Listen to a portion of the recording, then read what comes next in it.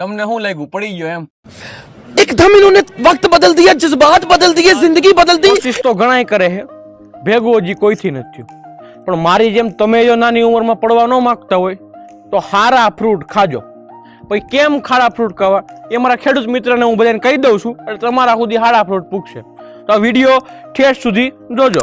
મારી પાસે એક દવાઓનું લિસ્ટ છે, એ કઈ દવા તમારા પ્લાન્ટમાં કેટલા દિવસ સુધી રહે છે। क्या बात कर रहे हैं? તો સૌથી પહેલા વાત કરીએ કોન્ટેક્ટ ઇન્સેક્ટિસાઇડની। તો પહેલી દવા આમ ગણો તો કોન્ટેક્ટ ઇન્સેક્ટિસાઇડ જનરલી 7 થી 10 દિવસ સુધી તમારા પ્લાન્ટની અંદર રહે છે। જો સ્પેસિફિક ટેકનિકલની વાત કરું તો સાયફરમેથિન જેવી 5 થી 7 દિવસ સુધી રહે, લેમ્ડા સાયલોથિન 4 થી 6 દિવસ સુધી, અને ક્લોરફાયરીફોસ્યુ તે 7 થી 10 દિવસ સુધી તમારા પ્લાન્ટની અંદર રહે છે।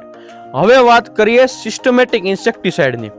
તો એમાં ઇમિડા ક્લોપ્રાઇડ એ 10 થી 15 દિવસ સુધી તમારા પ્લાન્ટમાં રહે, થાયોમિથોક્ઝામ 12 થી 18 દિવસ સુધી રહે, અને એસિટામાપ્રાઇડ એ 8 થી 12 દિવસ સુધી તમારા પ્લાન્ટની અંદર રહે છે।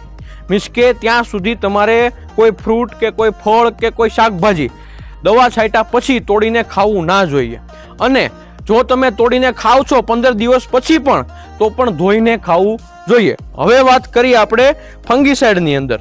તો ફંગીસાઇડમાં મેન્કોઝેબ 5 થી 7 દિવસ સુધી રહે છે, કાર્બેન્ડિઝમ મેન્કોઝેબ 7 થી 10 દિવસ સુધી રહે છે, અને મેટાલેક્સી સૌથી વધારે મેટાલેક્સી 10 થી 14 દિવસ સુધી તમારા પ્લાન્ટની અંદર રહે છે।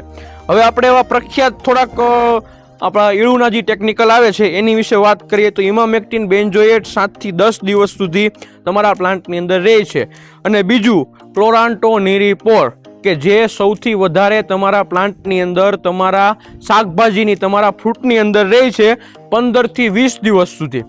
અને બીજું આવી માહિતી મારા સિવાય તમને કોઈ નથી આપવાનું, એ તમને ખબર જ છે, એટલે હવે મારે ન કહેવું પડે કે તમારે કોને ફોલો કરવાનો છે, એટલે ફોલો કરી લેજો।